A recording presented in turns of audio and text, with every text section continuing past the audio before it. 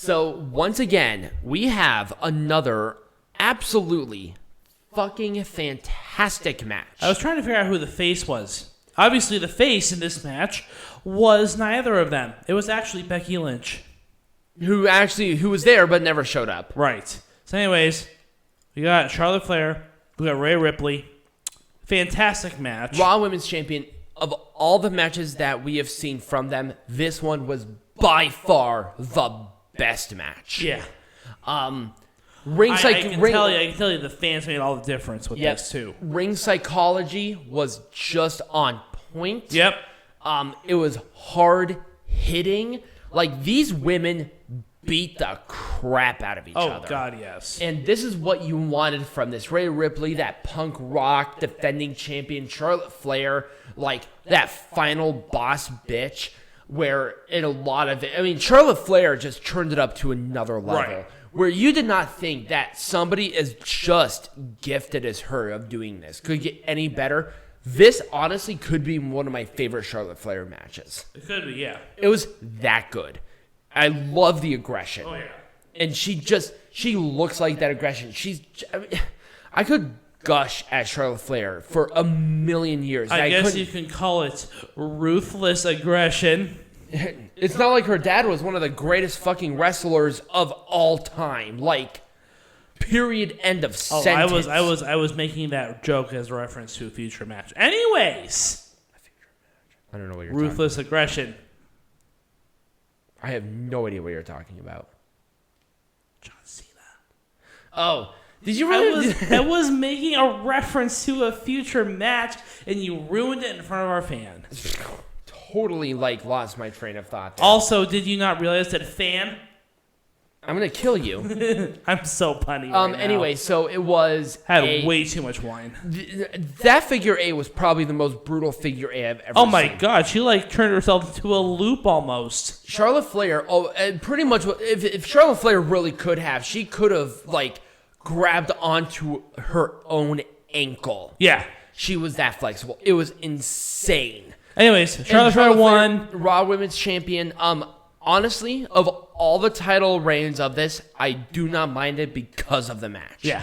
It was just spectacular. It was fantastic. All right, Peanut Gallery, let's make WWE Money in the Bank. Apparently Peacock, we'll talk about that later. And Pro Wrestling Majestic again, let's talk about this match. I really could not have done anything differently other than Mysterio's entrance. That was annoying. Pretty much. All right. I don't know what else to say. We're done. That's it. Okay. I wish why do they want to do this to Kingston? Right. I don't understand why. What is wrong with Kingston? He's worked with a company long fucking enough. It's not like Kofi Kingston's a small dude. He's very tall. Right. And he works really well. Why did you let Bobby Lashley do a squash match against Absolutely Kingston? Annihilate him. You could have done it with anybody else. Maybe even bring up somebody else to that level and give them that kind of opportunity.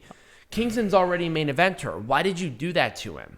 I mean, you just diminish his character. But at the same time, why didn't you do anything after like you did with Reigns Cena? Right. You could have at least done something like, oh, Goldberg. Well, at this point, I don't know who's going to face Lashley at this point. I don't care. Because Lashley's they need it for SummerSlam. I know. They need it for SummerSlam. They need somebody else for SummerSlam because they haven't built stars. It's going to be Oldberg. I fucking hate Oldberg. That's not even make Pro Wrestling Majestic again. Unfortunately, they don't. That is making pro wrestling boring again. It makes it 2020 election majestic again. Mick. It is making it Saudi Arabia majestic again. Makes Arizona audit majestic again. Anyway, so I literally couldn't have done better. I think everybody in here was justified of winning it. The pacing was really well. But let's talk about Peacock. What a fucking peacock. This was inexcusable. Inexcusable. All right, who's the intern that tripped over the wire? I don't know what happened. Because that's literally what happens. Someone tripped over the wire. Something. I can't tell. There was an intern that tripped over the wire. It was the worst day of their lives. McMahon is irate. Oh, of course he is. And this is embarrassing for... Honestly, at this point, I cannot even blame WWE. This was all Peacock. No, it was. Because guess what? Internationally, all of this stuff was working totally fine. This was a Peacock problem. And unfortunately, with being in America, there wasn't an option for a difference. Unless you were doing ESPN illegal. Right. Well, I even tried. I couldn't find anything. And we actually looked of doing a person who was doing a third-party stream on it. Right. And it was working by the time I got down here to the studio and started to work on it. But at the same time, and it was during entrances, but once again, you missed that. You missed those moments of somebody coming out, that kind of specialty. Right. You missed Rick Boogs doing his whole entrance with the guitar King Nakamura. And everything. You missed Drew McIntyre coming out with the sword all of a sudden. I don't know why. And with that, I'm not sure if you saw the sword of the Loch Ness Monster. Also, I'm not sure if you saw it, but during the entrance, there was pretty much a piece of cardboard that was put up and painted to look like a rock. I'm not sure if you saw it. No. It was, and that's what Drew McIntyre is doing with it. He's putting it in this thing of rock, and it looks dog shit. It's really bad. Is it like hard?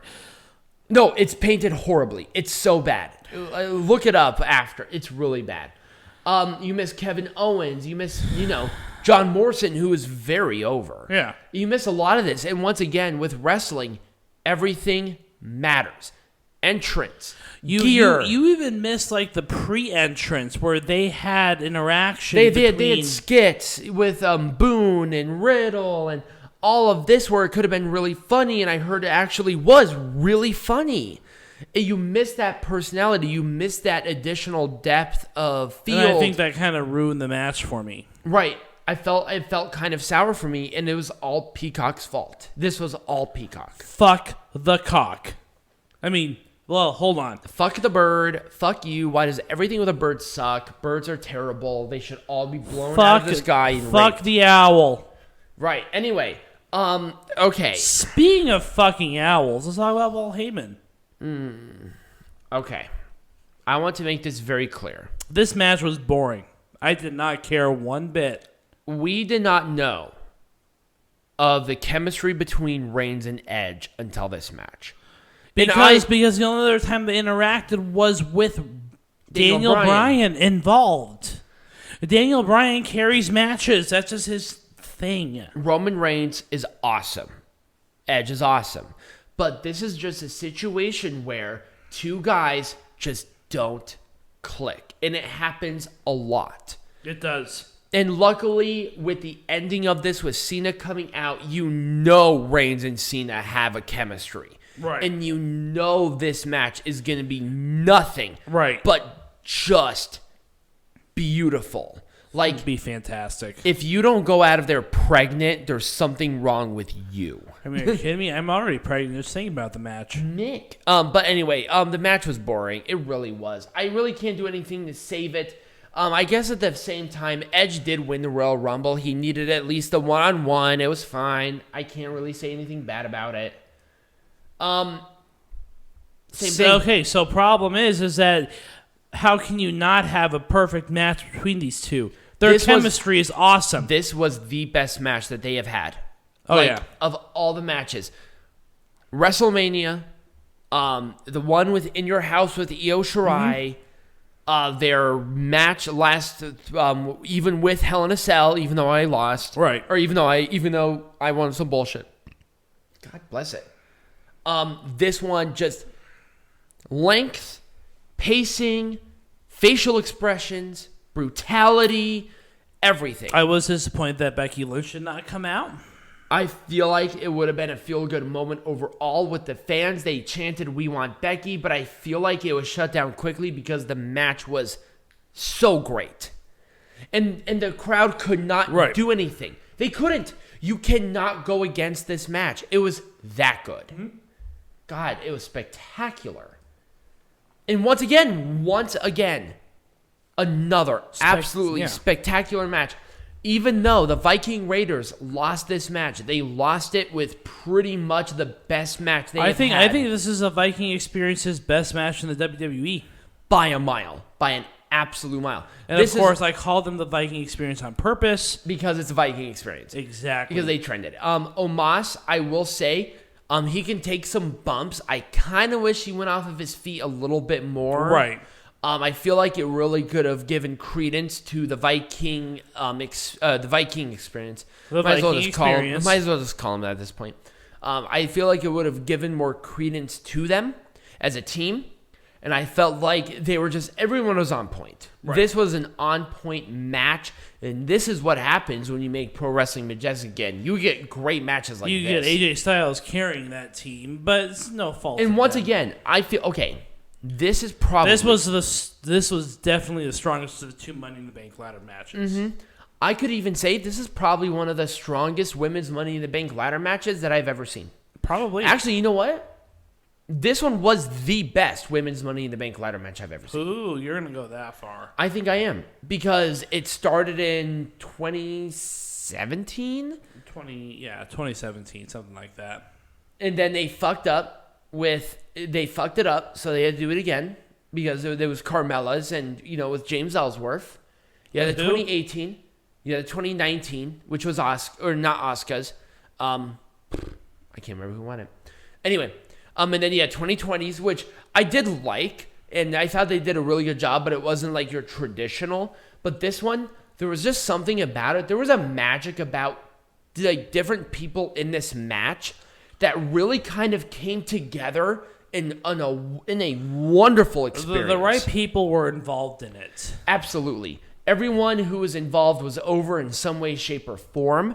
I feel like the attention... Well, I mean, of course, except for Natalya and fucking... They were good workhorses that were in there. I thought they did well for what they were supposed to do. But you can tell from the fans, they're about as over as a fart in church. Well, the focus was on Liv Morgan, Nikki ASH, Alexa Bliss, and Asuka. Those were the focus. Oh, yeah. Naomi to a point, because Naomi's just great. Zelina Vega, because she's a traitor. Right. Well, once again, we don't want to talk about her. But she did not make Pro Wrestling Majestic. But the thing is, I want to say this because the winner of this match was exactly what it was supposed to be. The launching point of a career that could be nothing but great. Right. And you'll be like, oh, what about a superhero? Superheroes can be over. Look at the Hurricane. Right. Look at Rosie. Right. Superhero in training. That shit was over. Like, shit, literally and figuratively. Do you remember in 2004 the Hurricane and Rosie were the most popular thing on Raw? Like, right. By a mile. And Rosie was the shit. He was the superhero in training. Right. And it was awesome. Nikki Ash has the talent, the charisma, and the ability to do this. And she can. And I think this is just that additional launch they're for strapping it. That Virgin rocket ship onto her, right. man. Honestly, that was it for Money in the Bank. So here's the thing. Let me know what you think in the comments down below. What's going on next week? All right, Boone. Or Boogs, or whatever his name is. So, despite what happened, we're still going to cover New Japan. We're just going to do it a little bit differently. Yes. We're going to be covering Summer Struggle in Nagoya. And we're going to be covering Wrestle Grand Slam. Yes. And by that time, I'm hoping that we will have our original channel back. We'll still upload here, but we should have our original channel back, so stay tuned for that. But the week afterwards, though, we're going to do something really, really interesting, because there are no pay-per-views that last weekend. Right, and we'll talk about that next week. All right. So... Follow us on social media. Become a patron, of course. All of it is in the link tree down below in the description. And as always, be majestic.